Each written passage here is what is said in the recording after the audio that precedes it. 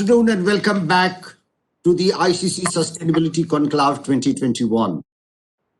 Now we are at session 3 and we have a very exciting set of presentations on promoting resources efficiency and circularity.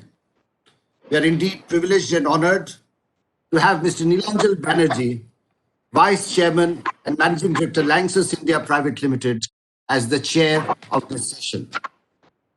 Mr. Banerjee has been appointed as the Vice Chairman and Managing Director of Lanxess India Private Limited with effect from September 1, 2018. He has been on the board of Lanxess India since 2009 and was also elevated to the region head for Lanxess in India on his appointment as MD in 2018 and directly reports into the Board of Management of Lanxess AG. Mr. Banerjee is also a member of the Global Lanxess Operations Committee, OPCOM. This committee includes heads of global business units and some global heads of group functions in addition to all members of the management board. He has recently been nominated as the Vice Chair of the National Chemicals and Petrochemicals Committee of CII for 2021. He continues to be on the Executive Committee of the Indian Chemical Council, the ICC, and Indo-German Chamber of Commerce, and other trade bodies and industry associations. Mr. Banerjee enjoys traveling, reading, listening to music in leisure. He is married and has a daughter. Thank you, Mr. Banerjee, for being with us. And now I hand over the mic and the control of the session to you. Thank you. Thank you so much, ICC and Mr. Mishra, for that very warm introduction. I think we're going to be dealing with an extremely important subject in this session today, and I, like all of you, am also very keenly looking forward to diverse sets of points of view from extremely respected co-panelists that we shall be hearing on this very important topic that we have today, this afternoon, promoting resources efficiency and circularity. As a set of opening remarks to kind of kick off the session, I think I'd like to start off by saying, I think the world population, we're currently at about 7.8 billion and expected to grow to about 10 billion by 2050. What this means, obviously, is that there will be a natural drive towards more consumption, as a lot of countries also in the emerging markets, in the developing countries, we see a lot of young people and the population, really going up. At the same time, I think we are faced with the fact that there is a limited availability of natural resources. And sustainable solutions like circularity and resource efficiency have already started gaining a lot of traction. I think more and more companies globally are committed towards climate neutral goals and resource optimization and circularity. Governments around the world have committed to the UN SDG goals as per the Paris Accord.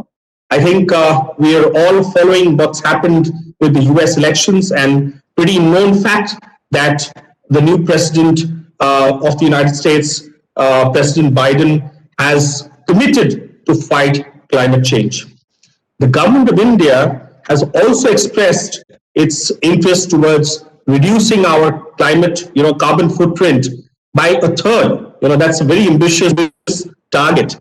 I think a lot of companies, for example, we at Lanxess have globally set a target to achieve climate neutrality by 2040. While I say that, I'm also very proud that India has been chosen as one country by Lanxess to actually go climate neutral first. I think it's a huge honor, to be openly honest with you, for me to lead an organization that is aiming to go climate neutrality as early as in the next 2 to 3 years. We know that many large corporations around the world have also made similar commitments and are going in the same direction.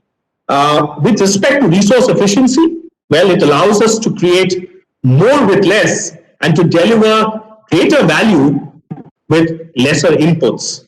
I think that's resource optimization, of course, is also one of the first steps towards circularity. The industry participants, along with government bodies, at forums like this one, the ICC Sustainability Conference, must constantly and coherently communicate towards circularity. I think for me that is really very important. To promote a fundamental transition in India, I think unlike a linear economy where resources are extracted and put to single use, circular economy enables us to recover and, of course, reuse. Like how some developed nations are doing, and I think that the European Commission under Resource Efficiency for Sustainable Environment is a typical example. I think to just a little bit cover and set the tone for our session today, I think water is a critical resource for sustainable development. And I think a lot of companies that when I look at the annual reports of some of the most largest or biggest chemical companies or corporations around the world, I think they are bringing in a lot of transparency, and that includes companies like Lanxess and a lot of other large corporations, wherein you're bringing in a lot of transparency on the water-stressed sites, manufacturing sites or regions that we have. I think India is the world's 13th most water-stressed country, according to the World's Resources Institutes. And with our 1.3 odd billion population, which is roughly 18% of the world population, we have actually access to only about 4% of the world's water resources, most of it being consumed in agriculture and by industry. Yeah. By 2030, the country's water demand is expected to be twice the available supply, implying severe water scarcity among millions of people and an eventual potential 6% loss to our GDP. That is according to a Niti Aayog report published in June of 2018. As the water crisis is one on high priority risks, it is increasingly important to talk about sustainable water management and water stewardship. With water stewardship approach, companies leave their own operational boundaries and go beyond. Yeah, I would also, not as a concluding remark, but just as a point, I would also, that is something that we are looking at, and I would also encourage a lot of leaders in the industry to also take up corporate social responsibility projects around manufacturing sites or other water-stressed areas relating to rainwater harvesting. Finally, I'm quite sure that we are going to listen to, I'm not going into really the, details of, reduce, reuse, recycle, or the whole topic around renewables energy. I'm quite sure that when we are talking about circular economy, that my co-panelists will talk about, the whole $1 billion commitment by 52 global companies, and large companies like BASF, Clariant, Covestro, Dow, Sabic, Croda, Reliance have committed again to these topics. And of course, we have also co-panelists from Reliance and in India also, aiming to become a net zero carbon company. And of course, we will hear, I'm sure, a lot of examples of recycling of plastics, etc. And just to kind of conclude the opening remark, why is it circularity now becoming so increasingly important? Of course, by 2050, with 10 billion people on the planet and with diminishing resources, of course, the whole energy basket, that whole OTC, discussion, fresh water. I think the question, of course, is, will businesses last that long or go even further with humans to survive it? With those opening remarks, may I set open the panel for discussion, and we have some extremely experienced people in the industry. May I now request Mr. K.K. Sharma, full-time director Environment, Health and Safety (EHS) from DCM Shriram to please make your presentation. Good afternoon, everyone. Uh, Chairman Mr. Nilanjan Banerjee, my co-panelist Mr. Ray, Mr. Deshmukh, and ladies and gentlemen. It's a great privilege to be part of this conclave, sharing my experiences from DCM Shriram. And certainly, it's a great honor to be here, part of this conclave. During I think inaugural address also in the previous session also, the tone has been set about circular economy, which is the need of the hour. And as our chairman also mentioned, that this is something which is going to set the future of our country, because in 2050 the total population of our world is going to be 8 billion, and the resources which we are going to consume is enormous. And certainly resource efficiency is something which can bring in real sustainable development across the world. So to me, it seems circular economy and resource efficiency is just part of a coin, which ultimately has to be driven by every businesses in their respective areas. So to start with, I'll be focusing mainly, it will not be worth if I don't talk about my company profile, and I will be sharing few case studies on circular economy and resource efficiency. And finally, conclusion and way forward. To start with, about my company, we are almost 125 years old business history in the country, and we are basically into chemical and agri business, comprising of various chemicals. And very proud to share that we were the first in 1969 to set up our first urea plant in the country.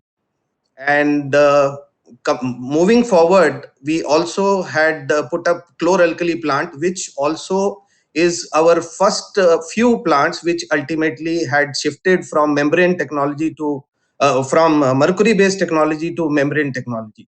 So circular economy is something which is already practiced right from inception of our plants, which I am going to share in the following slides. Our presence across the country, we are present right from Rajasthan, Gujarat to UP, where we have our sugar and distillery units, and also bioseed at Hyderabad and Philippines. In terms of sustainability at DCM Shriram, would be very happy to share at this point of time. We came out with our first sustainability report last year, and that ultimately was very well recognized recently in Business World rating, where we stood 24th among 200 most sustainable companies.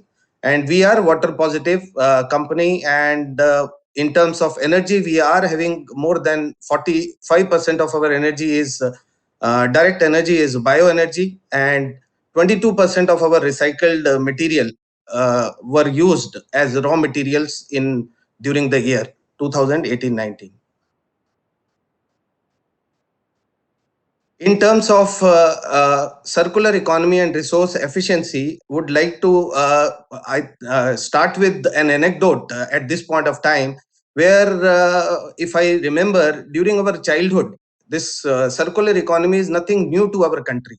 If I remember, right from our childhood days, we were one who used to take our old clothing from our sibling who is older than us, and that ultimately was getting recycled in our house also in one or the other form, ultimately leading to no waste down the line during its total life cycle in the form of mopping or whatever activities were carried out later on, but nowhere it was getting disposed to a landfill facility.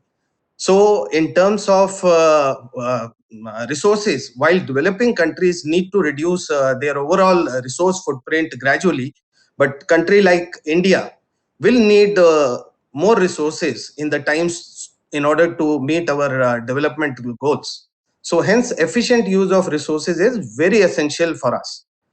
And in terms of, I think good news is already there now, which Chairman has already shared.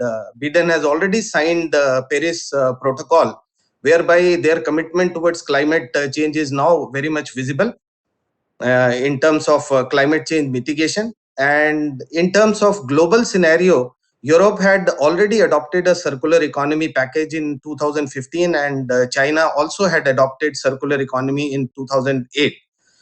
Moving forward, this circular economy, if we critically see, it is already linked in various SDGs that were developed in 2015, where SDG 12 directly ensures sustainable consumption and production patterns. And in terms of our government, already IRP, which is Indian Resource Panel, is already established in MOEF under Indo-German collaboration, and already a national resource efficiency policy 2019 is already in place, and the draft is already under circulation for final comments. And in terms of various programs that Indian government has already rolled out, are Make in India is one, zero effect, zero defect scheme, then smart cities, Swachh Bharat Abhiyan, then Ganga Rejuvenation Mission, and finally in the form of rules, this plastic waste recycling rules is something which is right now under implementation, where framework is already rolled out by MOEF for final comments. And in terms of NDCs also, the government is very much committed, which Chairman has already mentioned, taken a very, very aspiring target of reducing our energy targets. And in terms of some of the case studies which I would like to share is one from our sugar and distillery manufacturing units, whereby if I start with the right from cane plantation, right from the cane, the sugar which is produced in sugar mill ultimately is resulting into various waste, which starts with the bagasse, which is used as a fuel in various boilers. Then there is another waste, molasses, which is utilized for manufacturing alcohol through fermentation in distillery. And this alcohol is utilized as a green fuel in petrol blending, thereby reducing the GHG emissions. And this is overall a circular economy, a clear example whereby whatever is getting generated during this entire manufacturing process is getting recycled. And there are no waste that is getting generated. Few things which I would like to share is directly linked with these SDGs. As I mentioned, the captive power plant which are installed in this sugar as well as distillery units. Basically, the raw material is bagasse, and also the concentrated spent wash, which is one of the waste, is also utilized gainfully as a fuel in a specially designed boiler. And the surplus power which is generated is also sold off to state grid for further distribution. And the waste which is generated out of this sugar, like boiler ash and other press cake, are also used for improving soil health and distributed among farmers. Distillery units are also recently installed in last 2 years at 2 of our sugar sites, where this molasses waste is gainfully utilized for making ethyl alcohol. And these are zero liquid discharge system, thereby not only saving precious water, which is also emphasized by Chairman, that it is a critical resource where one has to work upon in the times to come. And the slop generated out of this concentration is a waste which is mixed with bagasse and used as a fuel in this specially designed boiler. And the ash which is generated from this boiler is rich in potash, is also used as a manure and finally used for soil amelioration. And continuous efforts are made in terms of raising awareness among various farmers. More than 1 lakh farmers are associated in 500 villages across, to enhance sugarcane yield and productivity, in order to enhance soil fertility and protect the environment by undue chemical usage, and also using hybrid seed, non-chemical pest control, and other good agri practices. So if I talk about here, the two terms that I recently came across is one is resource efficiency, which we talk in productivity and various other businesses. And there is resource productivity, which makes more to economic sense in terms of the economic aspect of looking at this resource efficiency as a useful aspect. This is just a view of now Kota complex, which is another case study as a circular model I would like to talk upon. The total plant is designed in such a way that the integrated arrangement is made in such a way that certain products which are during manufacturing, whatever byproducts are getting generated, are ultimately utilized for making other products. If I talk about, there is an acetylene gas which is generated in a carbide plant, and there is another lime sludge which also is generated from calcium carbide plant, which ultimately is utilized in cement. For making cement, we need fly ash. So this coal based thermal power plant, which is generating a lot of fly ash, which ultimately is getting consumed along with lime sludge for making cement. Similarly, this acetylene gas, which is from calcium carbide plant, is utilized for making PVC, whereby this chloralkali plant, which is generating HCl, is also utilized for making PVC. In terms of chloralkali plant, the chlorine and hydrogen which is getting generated is also further utilized in PVC plant, as well as the hydrogen which is from chloralkali plant is also utilized for as a fuel in various furnaces that are used for making caustic soda flakes. So in nutshell, this entire facility, Kota complex in itself, is something which is a role model for circular economy model, I would say. In terms of resource reduction, water consumption over the last 3 decades has been reduced by more than 70%, which was more than 3000 meter cube per hour, and today it is approximately in 1000 meter cube or so, with various initiatives right from monitoring and sharing daily consumption, as well as various other recycling steps that have been taken. And recently we had expanded our power plant, whereby we had installed zero liquid discharge plant by installing UV and this UF and RO system, whereby this entire recycling is carried out. So it's a zero liquid discharge plant for our power plant, which ultimately is has resulted into again more than 90% reduction in wastewater discharge over last 3 decades, with various other action, including the one which we had installed last year. Energy conservation is something which is an ongoing activity in any business. So is our caustic soda, this chloralkali plant where we manufacture caustic soda. The energy over the years have been reduced to the extent possible, and it is a continual endeavor with lot of innovative technologies like zero gap electrolyzer were introduced way back in 2013, and the electrolyzers were replaced to zero gap in a phased manner, so in order to achieve this efficiency. In terms of another power saving action that we had taken in carbide plant over the years, we had expanded, but in terms of energy consumption, because of various improvisations that were done in terms of heat recovery, as well as reducing the emissions from the furnaces, lot of pollution control equipments were installed, and accordingly the energies are ultimately conserved in respective equipments that were installed from time to time till date. In cement, we had achieved reductions over the years. This shows various specific consumptions during various last 3 decades.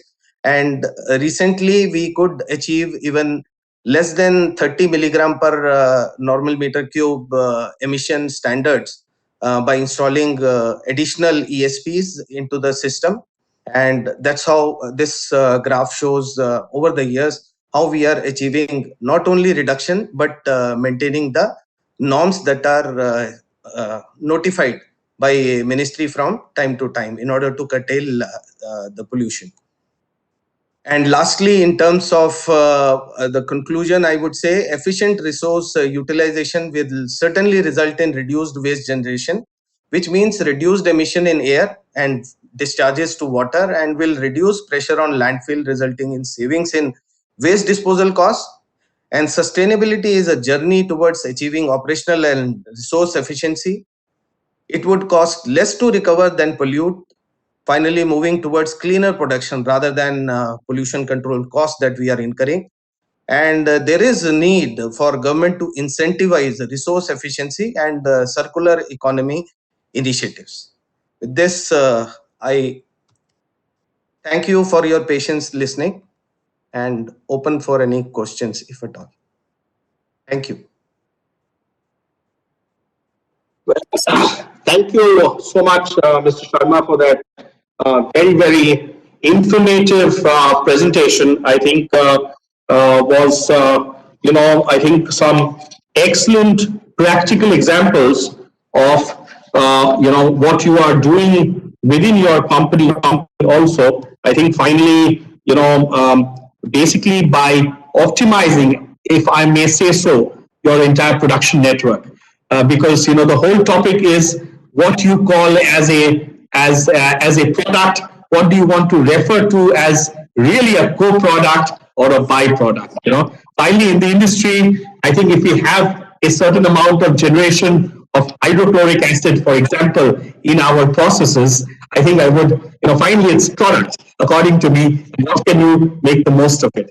I think you made some wonderful examples right out of not only your production processes, but I think also out of your entire energy basket, not only out of the consumption, but I think there also gave very good examples of, how you are, right from your treatment of your ash and how you are, so the entire process, right from using biomass or bagasse as potential fuel to also, of course, as part of your sugar manufacturing processes, the examples that you gave regarding molasses and then fuel blending and stuff like that, I think that's extremely important.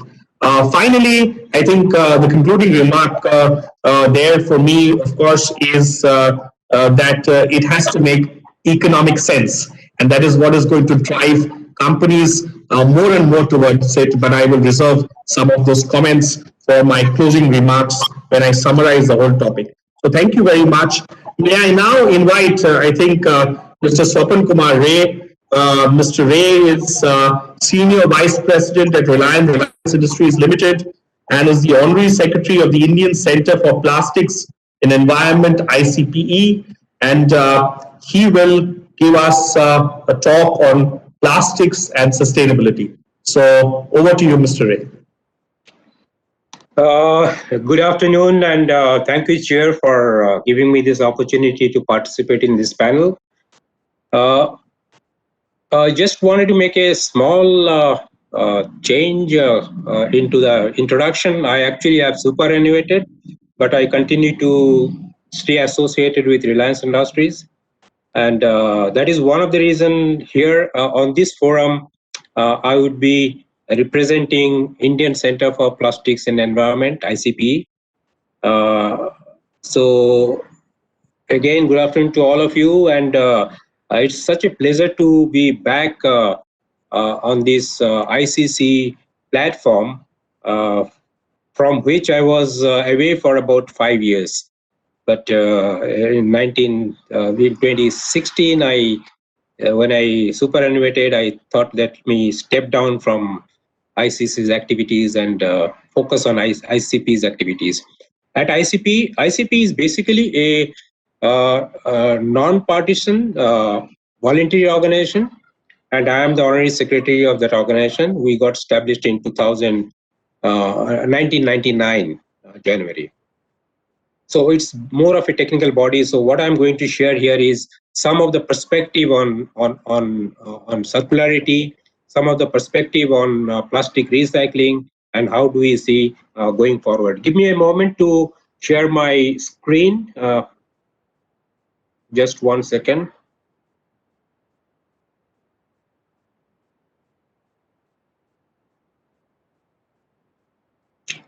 Is that visible?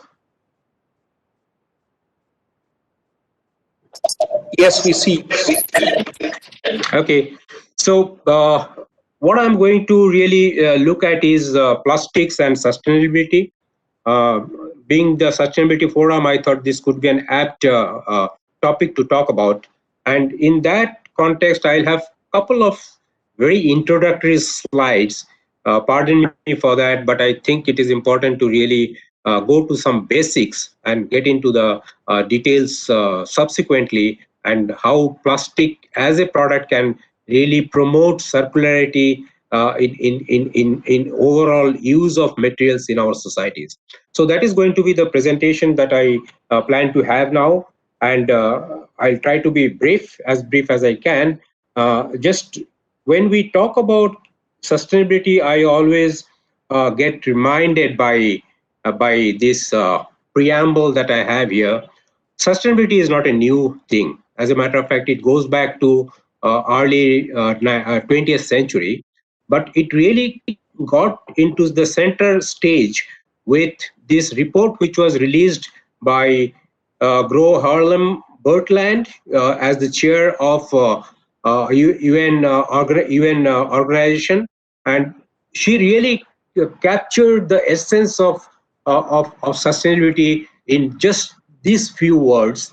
Actually, what the report says is a development that meets the needs of the present without compromising the ability of the future generation to meet their needs. And this report has really brought sustainability narrative into the forefront. And as we move along, I think it is only gathering more momentum, because we see a lot of things that needs to be addressed in order to move forward and create and retain that ability of the future generation to meet their needs. So with this brief introduction, let me just go to what are the boundary construct, because sustainability to different people mean different things.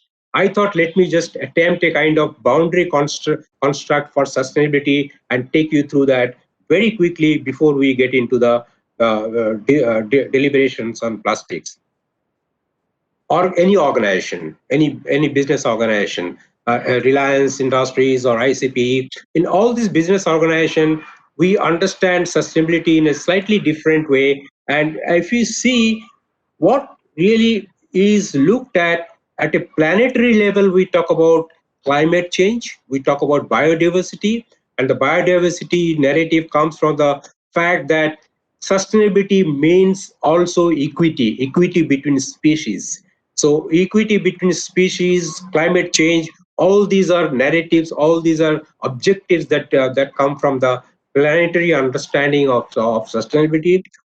To that, we go down to the society. All of us, we are part of the society. There we look at gender equity, ethnic equity, and all those factors which are primarily related to equity between different entities that are unequal today. And that is a perspective that sustainability brings on a societal level. And in organization level, we do understand sustainability more in a very limited way, looking at ESG. Any business organizations, when we talk about sustainability in that forum, we talk about ESG, environmental, social, and governance goals. So if you see, actually we form part of the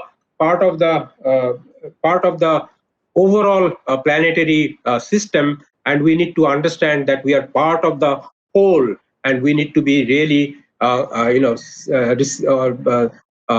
what shall I say, responsive to each other to have a collaborative approach. So this is a couple of slides. I thought, let me just start giving possibly also bringing my thought process into some kind of organized fashion, and we will get into how plastic becomes a partner in this quest for sustainability. And we will look at few examples of plastics in this quest for sustainability. A lot of it, you people in the industry, some of you would be knowing better than me, but for the benefit of the larger audience, I thought let me just share few of our thoughts that we have in ICP. So what we have, plastic is ubiquitous. We see it everywhere. We see it at home, we see it in the schools, we see it in colleges, we see it in the hospitals, we see it on the road. Anywhere we go, we see it. And actually, we see it, but most of the people who are otherwise not in the plastic industry, they don't realize it. They see it, but they don't register. It doesn't get registered in them, because in many cases, it comes as an associated product, like a packet of chips, potato chips. Potato chips is the product. The packaging is an associated product that comes with that. So we tend to see that, but we do not notice it, and that is what is also one of the factors we believe in addressing the issue of plastic in the arena of sustainability. India.globe, if you see the last report of World Agriculture Forum, nearly one third of people, nearly 1 million people, let me put it this, not one third, less than that, nearly 1 million people go hungry every day. And there is a huge, nearly one third of our food is lost in distribution and at the consumption point. And here is an irony: the most of the advanced countries, the losses happen on the table, on the table, and most of the underdeveloped or undeveloped country, the losses happen in the distribution. And anywhere between 30 to 40% food is in the process lost. At the same time, the paradox, as I said, is the irony is that nearly 1 million people go hungry every day. So here is an opportunity, and here plastic has demonstrated that there is an opportunity to have this substantial saving in food losses and substantial gain in terms of productivity, agriculture productivity. Here is an example of this McQueen Associates study. In the distribution system, if we are using plastic packaging, we can enhance the shelf life of the product substantially, anywhere between 2.5 times to 10 times. 2.5 times for a banana wrapped in a plastic wrapper, and 4 times, nearly 5 times when a cucumber is wrapped in plastic cling film. And if it is a grape, if it is packed in polyethylene perforated film, you see the huge gain that we make in terms of shelf life. And that is what the chairman of the session is also our chairman of the session is also highlighting on. What is the kind of resource efficiency that we can deliver to the society through use of this new generation of plastic material, new generation of materials called plastics. So plastic is used everywhere. It is in the food, but critical areas are food, I believe, and the second critical area, I believe, is in the healthcare, where it saves lives. Okay, life. And today we have seen in this pandemic situation, we have seen how plastic has become so useful in saving lives of people on this planet. So coming to this, if there are a couple of examples I've given here, but they are not all. There are many examples of use of plastics in medical applications. Some of them are listed here, but at the end, it is also believed, during and the irony of this today, as we see, the irony of this today, while we are still struggling and fighting this pandemic, we are also hearing about plastic pandemic in certain quarters. So there is a lack of understanding outside our industry in terms of contribution that plastic is making in this particular crisis situation. So plastic pandemic and viral pandemic are going hand by hand in the narrative that we see outside the industry. So that is a very, very sad narrative that we have. How do we correct it? Okay, maybe I'll have a couple of suggestions on that, but I think with that needs to be corrected, because it is a trade-off that you have to either make an attempt to save life through use of a particular product and adopting certain measures that can address the issue of plastic waste instead of clubbing plastic waste as a kind of narrative in terms of saying that we are having a pandemic of plastic as well as a pandemic of viral COVID-19, which is a very unfortunate situation, which the industry need to take, I believe, take note of and address that issue as well. So food and healthcare, I believe there are two critical areas where plastic is indispensable, and it is saving lives and protecting vulnerable people during this point of time. Most plastics are inert and they are biocompatible compared to alternatives, and that is the reason we use it. It has got very, very extremely low hemotoxicity as well as cytotoxicity, and that is one of the reasons even internal part in our body we use a lot of plastic products. Now, having said that, yes, there are issues of sustainability related to plastic as well as there are sustainability issues related to other materials that we'll see in the material science. So sustainability issues in plastic is one that I'm going to focus on in next 5 minutes or 6 minutes, and also look at circularity of plastic products in our society, and particularly in Indian context. And also there I'll share definitely what Reliance is doing. Maybe I'll articulate that, may not be in a slide, but I'll try to articulate that as well. Now, this is a very, in our industry, we know this, but outside our industry, people might know, but they do not realize this, that there is a huge dematerialization that takes place when you are replacing any traditional material with a plastic material. And here is a classic example of replacing a 1 liter glass milk bottle with a 5-gram polyethylene film vis-a-vis 650 grams of glass that was used earlier. In my childhood, I grew up with drinking milk from a glass bottle. So some of us who are slightly from the older generation do recollect this, that how we could dematerialize the packaging solution for milk in this country through polyethylene pouches. And this is the classic example. Huge saving in dematerialization. And associated with this, of course, will come your saving in terms of fuel consumption for distribution of the product, in terms of savings in water, which Chairman is talking about, saving of water for washing and saving of detergent for those milk bottles. So there is a huge gain which has taken place.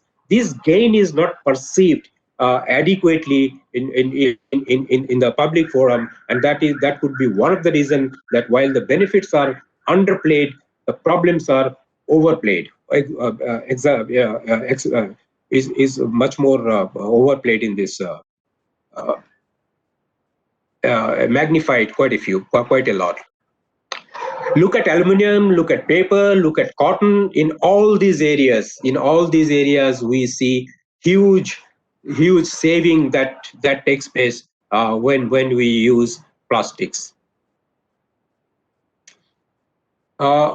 Aluminium is a highly energy intensive operations. It's a highly energy intensive product. Smelting temperature, sorry, there is an error in my slide here. The smelting temperature is 500 degrees centigrade, degree Celsius, which has been, there is a typo mistake here. And the density is 2 to 3 times that of plastics.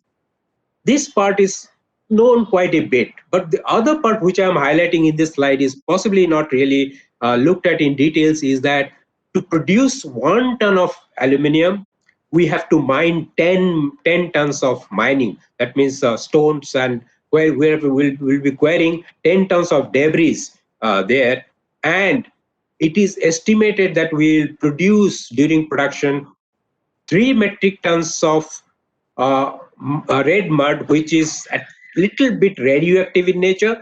And over the last period that we see aluminium with us, nearly 3 billion of this red mud waste got accumulated in the nature.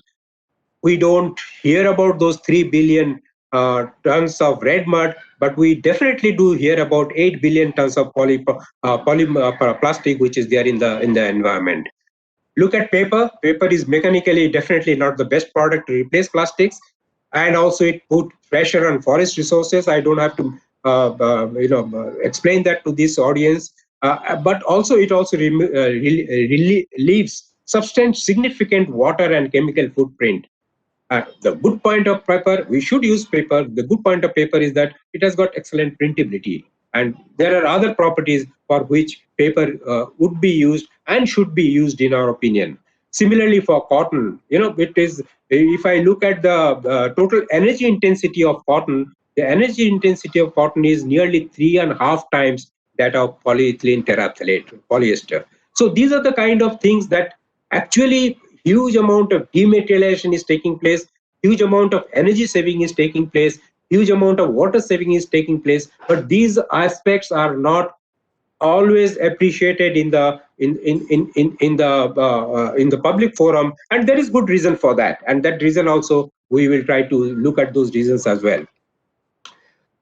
Energy savings, I mentioned about it in cars, in airplanes, and the other one which I definitely would like to highlight is the insulation material that we can use, expanded polystyrene, saving huge amount of energy in air-conditioned space, and huge amount of you can insulate from external sources. If I have to need to keep my air conditioning going better, or if I have to remove protect myself from the cold. So this insulating property of one is lightweighting, the other is the insulating property, which combine together to save a huge amount of energy which plastic can bring, is what is often overlooked and not understood properly.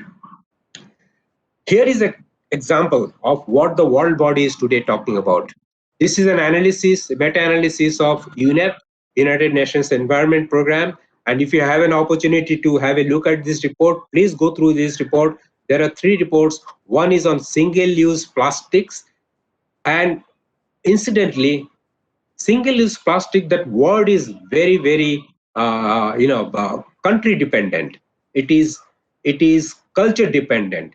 Sharmaji mentioned about our old habit of, I have at least gone through that, wearing my elder brother's shirt, school dress, when he would graduate to the next class and I would come to his class. So we had this habit of multiple reuse of product to save resources. So single-use plastic is basically, in my opinion, it's a personal opinion of mine, is a very confusing narrative.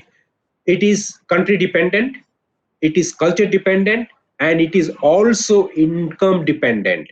A poor household would use a plastic bottle or a plastic bag multiple times compared to a rich household in India, and a country which is a rich country like in US or Europe, they will use probably plastic bag or plastic bottle less frequently than number of times less frequently than what we would generally do it in India. So this is the confusion which is there, and I don't fault the regulators when they are really struggling with defining what the single-use plastic is going to be and how to regulate those single-use plastics. So this is a huge task ahead of it's a very complex, huge task, and I tend to believe that it is going to take quite a bit of give and take and learning process by which we come up with what is single-use plastics in Indian context. Single-use glass bottle has worse environmental performance as compared to single-use plastic bottle. The problem in all these places is not the product's performance, but the littering. And this is what I have tried to highlight here. It is a littering which is really the cause of these narratives that we have, the visuals that we see of huge amount of plastic pollution around us is not because the product is bad, and that is what our vice president also did articulate in his talk, that it is not the product, it is basically the littering intensity that we have. And secondly, of course, I would add to that is the infrastructure that we need to have to address the issue of plastic waste. I think I need to go fast, and this is where I'll come to the circularity of plastics. Okay, here is an example. But we have tried to put it up in ICP. Globally, if you look at, paper is recycled almost 50%. Steel is about 37 to 40%. Aluminium, we recycle about 30%. In case of plastic, it is 10 to 15%. And these are global numbers. This does not really reflect Indian reality, but these are the global numbers. There are technologies available to address the issue of plastic waste. We have numerous technology. Technology, in my opinion, is not a hindrance today. And if there are technologies that need to be developed, our scientists and technologists are some of the best in the world. They can definitely find solutions. I have no doubt about it. And when I say about scientists and socialists, it is not just Indian scientists and technologists. It is a global community that is there who can definitely find solutions to it. The problem lies somewhere else, and that problem lies with me here. 1.3 billion of us. Here is a huge leakage that takes place. The plastic product comes from the raw material from Reliance's factory. From Reliance's factory, it comes to the converters. These numbers are estimated numbers, maybe some 30, 40,000 of them. It goes to the brand owners, then it goes to the consumer as a product or as an associated material with a product, as a product like housewares or as an associated product like a potato chips packed in a plastic bag. And then this is where the problem lies. Otherwise, in other places, when it goes into the circular loop, the wastages or the leakages are rather low. And in this area, particularly in the recyclers and the converters level, here actually there is a very closed loop that works, and there is hardly any leakage that takes place. Very minuscule amount of leakage that takes place. So we have technical solutions. But what we need to have is something else. And those are the things that we really need to focus on instead of getting into this narrative of plastic is harmful, toxic. These are all narratives which have still not been established, including narratives like we talk about microplastics. We really do not know that animal yet. I'm calling it an animal. It could be a benign animal as well, So we don't know that yet, but it is gaining traction. And there are a lot of technological solutions which are available as far as the plastic, recovering resources out of plastic is concerned. And some of these are is what I'm going to. Incidentally, as I said, India is one of the countries where, due to our frugality, we probably recycle much more plastics than many part of the world. But due to littering, the visibility of plastic waste is definitely much higher in developing countries than in the developed countries. Here is a solution to the plastic waste. And plastic waste is actually not a waste. In ICP, we believe it's a resource. And that is why we had been promoting this extensively for mechanical recycling. If the waste is well segregated, it can go for mechanical recycling. Typically, government of Maharashtra has appreciated this, that for food, non-food and non-pharma applications, we can use large quantity of recycled plastics because those are not critical applications as long as it is performing the function. There are narratives around downcycling, upcycling, which has no meaning. If I need a shirt, and if that shirt can be made from recycled PET fiber, it is a nice shirt. So why should I call it upcycling or downcycling? Or if I need a garden bench where I can use a lot of MLPs to make a sturdy structure on which people can sit, it is perfectly all right, and there is no reason for us to believe that it is downcycled. So there are mechanical recycling processes, there are chemical recycling processes, there are feedstock recycling processes, conversion to monomers, conversion to energy or recover. As a matter of fact, here is a case of cement kiln. ICP had worked with ACC to start this in India, and we have successfully demonstrated that it can be done. It is catching up. We have also worked on the area of pyrolysis, and pyrolysis is not a new science. It is an old science. In my engineering college, at least I remember in 60s, we read about destructive distillation of wood, which is basically the same thing as destruction of organic material in the presence of high heat, in the absence of oxygen. That is what it is all about, right? So we do have pyrolysis of plastics happening. We have also pyrolysis of elastomers. Even people are today experimenting with pyrolysis of rice husk. because that is also an organic material where we can get energy out of that. So these are the options, various options which are available. Plastic today is a condensed form of energy which was there below the earth, dug it up in the form of crude oil, converted into feedstock, and then converted it into hard solid material, which is giving some which is offering some functional properties to us, but still it is an energy product, so we can always recover that energy. And the longer we draw its usages, in my opinion, the better it is, because we are getting a lot of benefits in the process, and at the end we can always recover the energy which is embedded into this plastic. And landfill is not going to be an option. Chairman talks about he talked about 8 billion people going forward. By 2050 will be 10 billion people. So we need all the land to grow food and not to dump our waste. That is what we believe. And the paradox is here, I mentioned to you, single-use plastics is actually country dependent, culture dependent, and situation specific. If somebody, if John has gone to the beach and doesn't find a bin where he can put the bottle of Coke that he had, probably out of laziness, he'll just leave it on the beach and go. So it is situation specific, it is culture specific.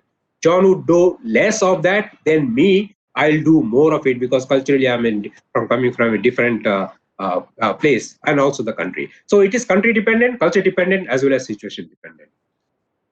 Plastics have become indispensable during calamities and health crises. So we have to really understand that it is indispensable in that context. Unfortunately, all of us have to be appreciative of this, that there is a negative semantic burden that we all carry. We will say, he or she has given me a plastic smile. I'm through, sir. I'm through. This is the last slide. And then we have the problem of littering propensity, lower environmental. We have seen it has a lot lower environmental footprint compared to others, and it plays a critical role in food safety as well as security. Littering is the issue which we really need to focus on, and creating waste management infrastructure so that we can manage plastic waste and retain the value of waste as much as we can. So with that, let me thank you once again. I'm sorry. Looks like I've overshot my time by 5-6 minutes. My apology for that to the panel, and over to the chairman. Thank you, Mr. Ray, for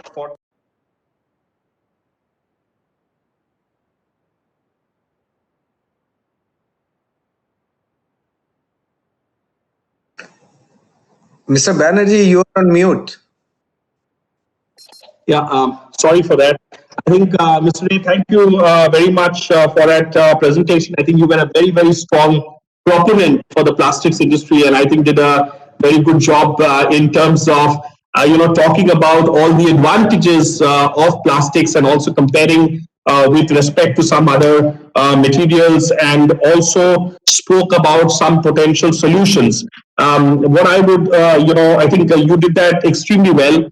And just a little point from my side to ponder, and I see also a little bit of some comments in that direction. I think let's not forget that we are talking about at least figures that are out there, about 8 million tons of plastic waste getting into our water bodies, our oceans, every single year. I think it's not a small amount or quantity that we are talking about. And I think as a proponent of the plastic industry, and if we from the industry are really talking about, we do not know the extent of the problem. Let's talk about microplastics, for example, whether it is what I see in a comment in Mount, as one of the questions in the chat box on the Mount Everest, or I would even come down to some statistics in the United States, where a normal American average is at least kind of figures that are published, and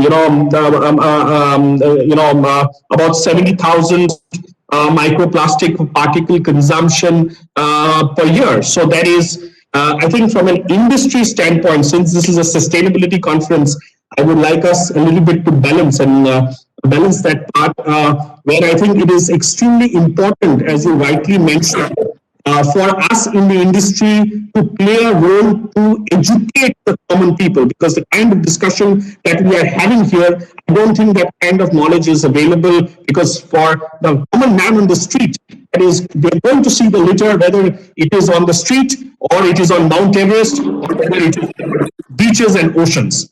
I think a couple of good points. I think again, even if we are talking about examples of companies which have now started recycling PET bottles into textiles, and also real-time examples right from laying roads. I think there's a actually classic example of Jambalingam Street in Chennai. I think this road was laid from plastics first in 2002. And I think then we had the National Rural Road Development Authority. I think they've laid more than 7,500 kilometers of roads using plastic waste as recently as 2015-16. And I think a lot of large companies like Reliance also associated with several topics there. I think the more important topic is, as you rightly mentioned, that 15% of the recycle that is happening. How do we try to get more into that circularity, and of course with potential solutions like mechanical recycling and also chemical recycling that you rightly mentioned. Of course, there's a smaller part when you're talking about incineration and stuff like that. But I think the key trends currently being spoken about are more mechanical and chemical recycling there. Since I really wouldn't like to take up more time at this stage, and would like to invite our next speaker for today, Anirudh Deshmukh, General Manager from Asian Paints. Anirudh will be presenting on water management, I think another extremely important topic. So over to you, Anirudh.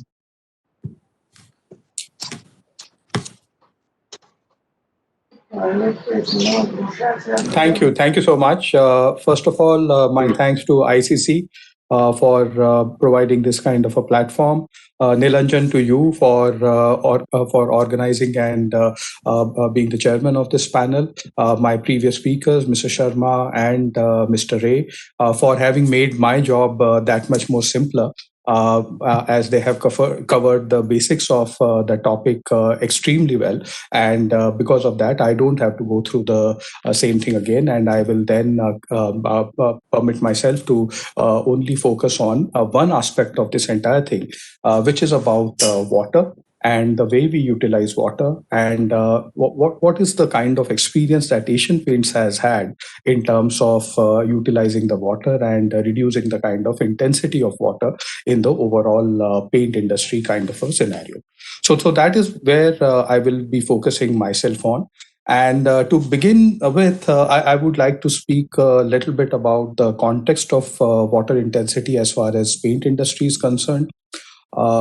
Compared to something like rice cultivation, sugarcane cultivation that Mr. Sharma is knowing about, or even something like apparels, cotton, and other industries, paint industry is not really a very, very water intensive kind of an industry. It's very, very moderate. It's very moderate as far as the water requirement for making paints is concerned. It's not even comparable to something like a thermal power plant or even beverages, whether you look at colas or beer or anything else. So in that sense, it's not a very water intensive kind of an industry.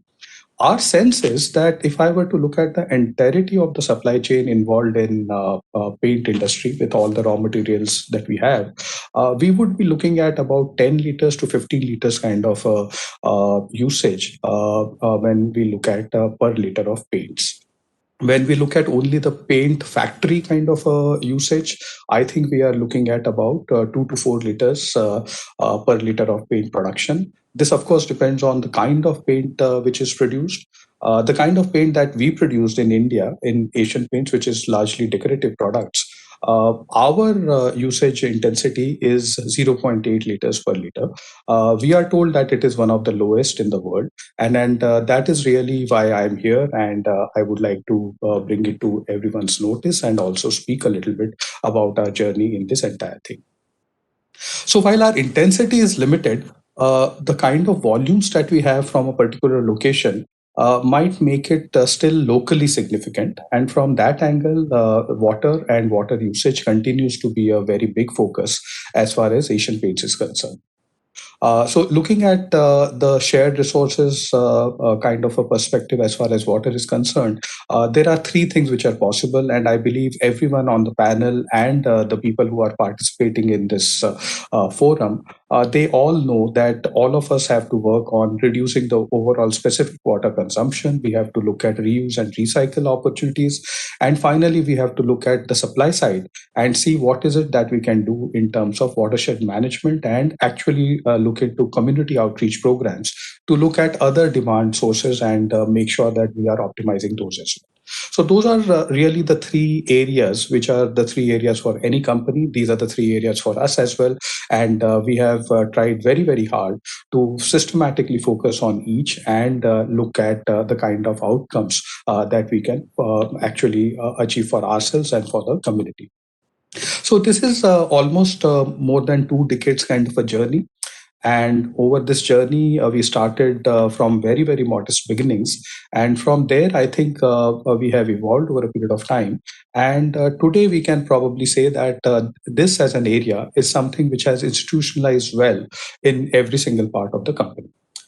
So those are the two things that I would like to touch upon in the balance amount of time. One is the basic footprint as far as the water is concerned and water conservation is concerned. And the second is something about the journey of 2 decades that we have had in this entire area. So here is our water consumption or water footprint in a nutshell. We consume about 8 lakh kiloliters of water per annum. And compared to that, we have been able to achieve water neutrality about 3 to 4 years back. And we actually managed to contribute towards water conservation kind of projects. And hence, the overall water neutrality that we achieve is about 159 odd %. So we have about 8 factories throughout the country. And in each factory, we target looking at the kind of water usage we have. And at the same time, we also look at what is the kind of contribution that you are making around the watershed program, so that we are also looking at the supply side of the water. And our aim is that even if we are not able to be water neutral in a particular location, at least at the country level, we are water neutral in an overall basis. So those two things go hand in hand, and by and large, we have been fairly successful in that. With every location, there will be a community outreach, there will be areas that we would have identified, and we would be working very, very closely with the local communities there in order to look at this entire supply situation as far as the water is concerned. So all the factories and those areas I'm sharing through this one particular slide. One other thing which is important here is the kind of wastewater or effluents that we are looking at. And that number in our case has been brought steadily down over the last 20 years. Now we are at something like 19 liters per kiloliter of paint, which is less than 2%. And again, we are told that it is one of the lowest numbers across the world as far as the effluents generated are concerned. Obviously, looking at the kind of regulations that we are subject to, all the effluents are treated and reutilized within our own factory. So that's the overall kind of a setup which we have. And this is the kind of water footprint that we are speaking about.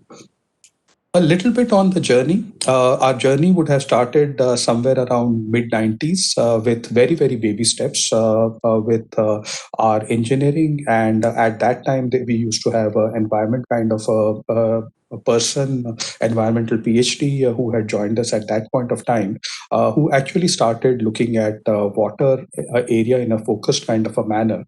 And if I were to look at the first 10 years, I think that was a period in which we were looking at water as an area and looking at the awareness, not only within the company, but also in the communities around our factories in a major manner.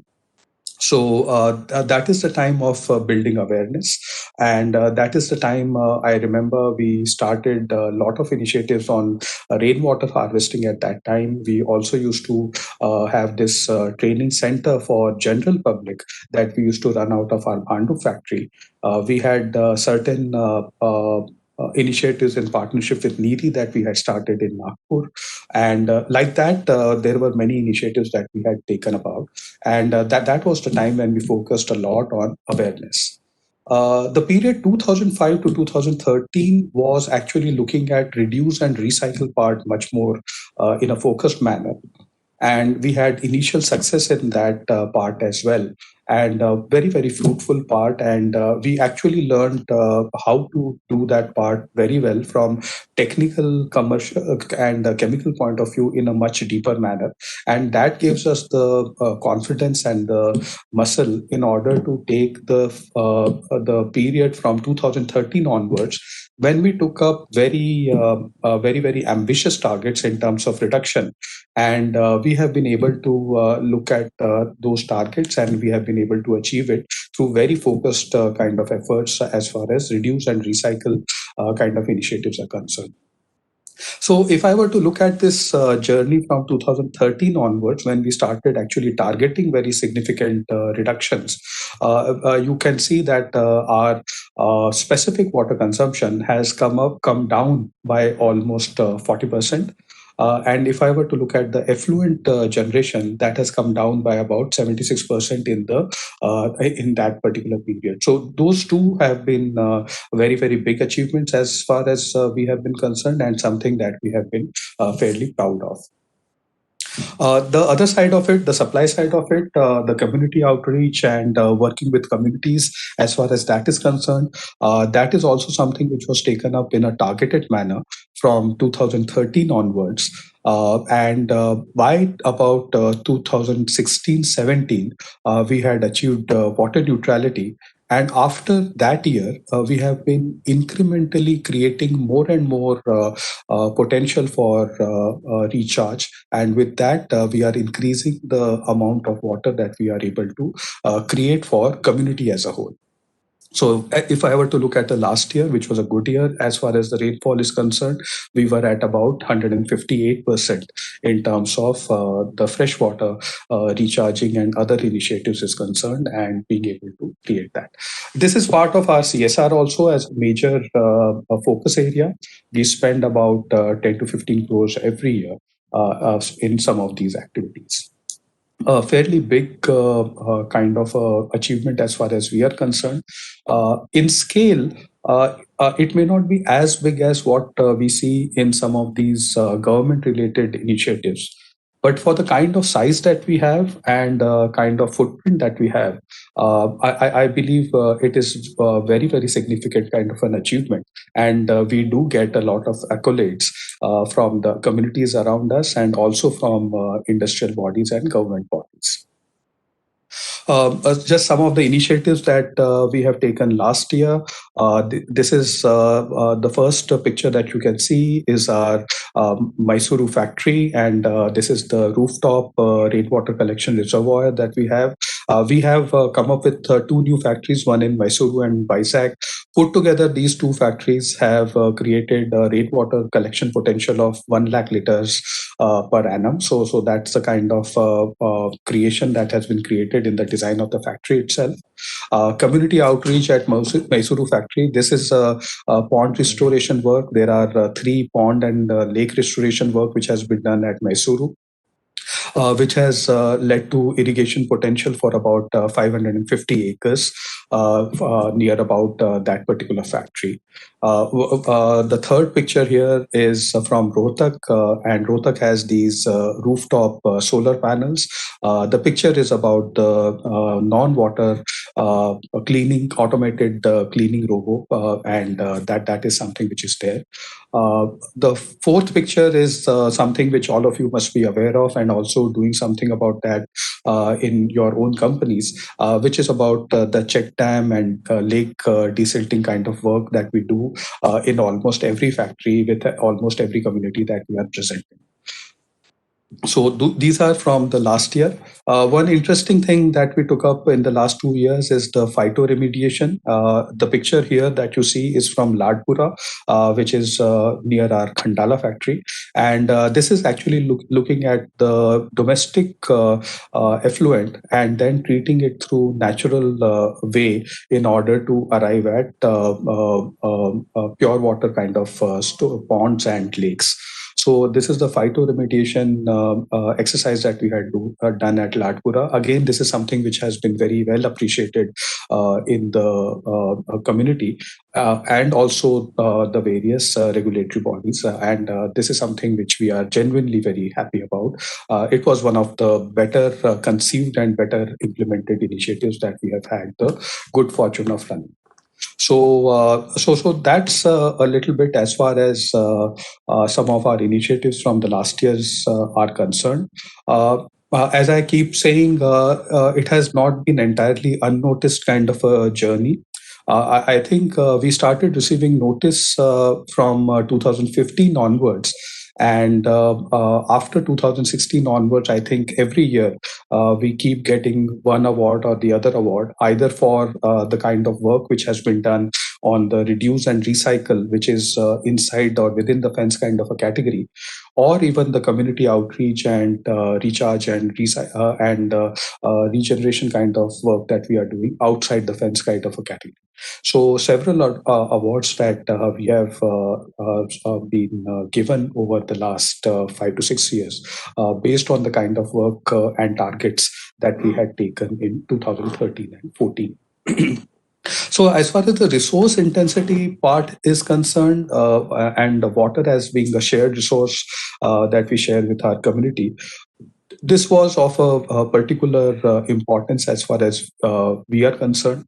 And I think we have been able to do a lot of work in this particular area and brought the kind of usage intensity numbers are concerned to one of the lowest that we see across the world.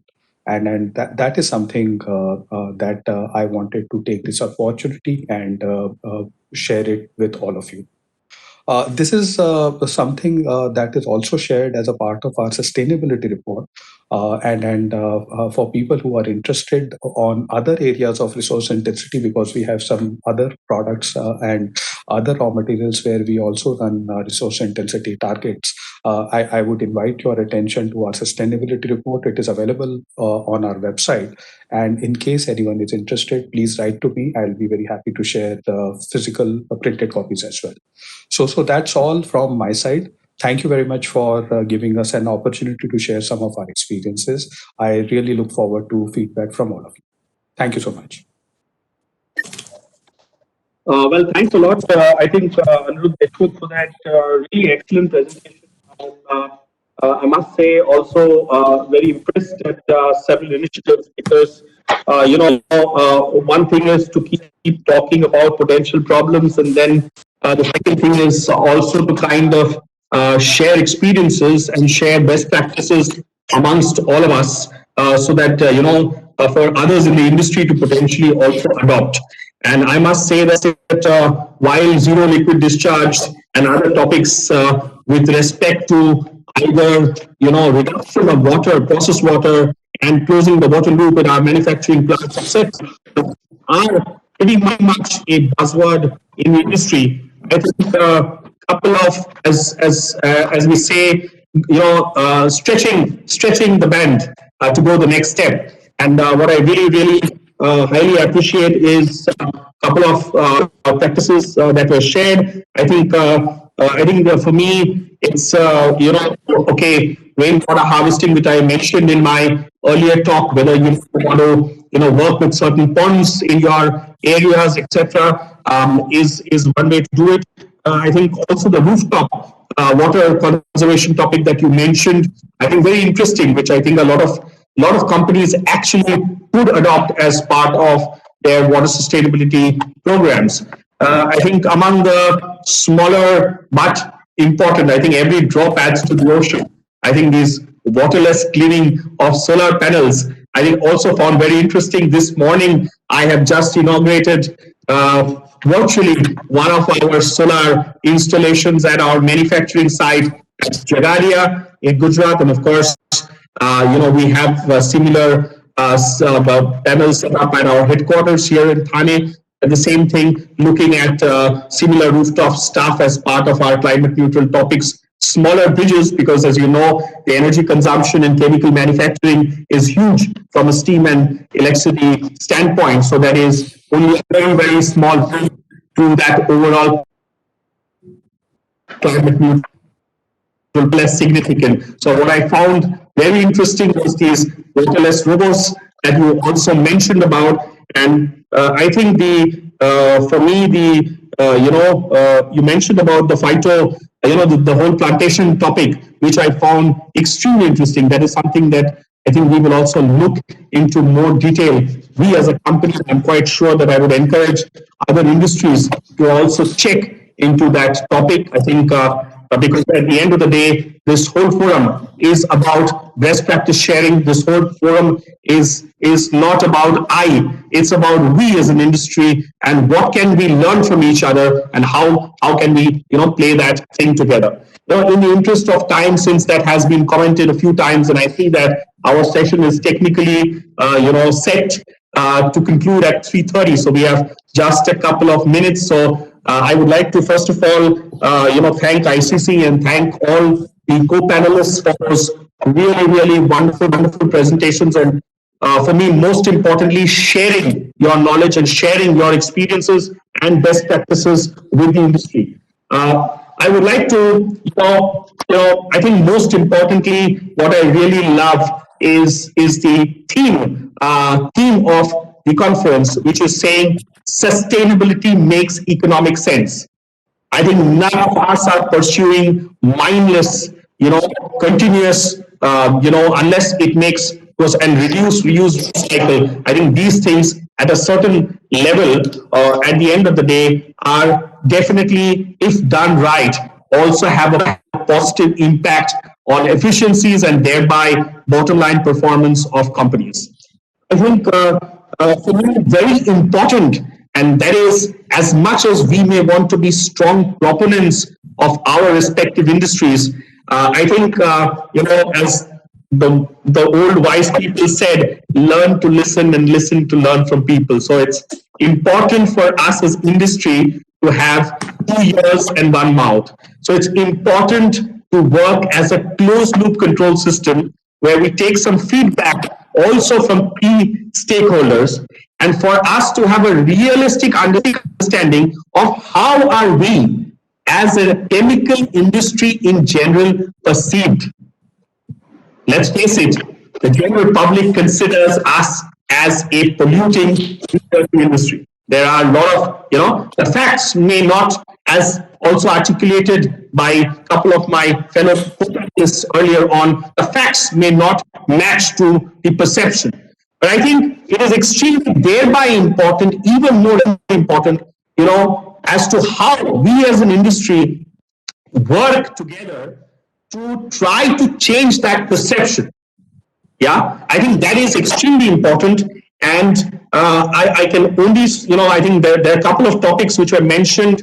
I think it is imperative, it is quite imperative that we start a mutual commitment towards stewardship and resource management.